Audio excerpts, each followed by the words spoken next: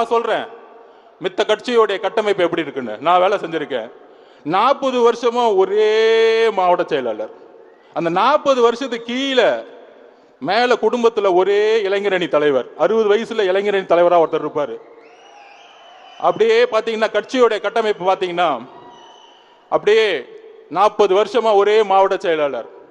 அந்த 40 வருஷம் மாவட்ட செயலராக இருந்ததோட வெற்றி என்னன்னா, இவங்க சொல்றாங்களே மீடியாலாம், கோயம்புத்தூர்ல அந்த மாவட்ட செயலர் எவ்வளவு பெரிய ஆள் தெரியுமா? ஒண்ணுமே இல்ல, 30 வருஷமா ஊழல் பண்ணி மெடிக்கல் காலேஜ் கட்டிட்டு செட்டில் ஆயிருக்காங்க. அதான் ஈடி வந்துருச்சு, அதான் ஈடி வந்துட்டு இருக்கு, அதான் ரைடு வந்துட்டு இருக்கு.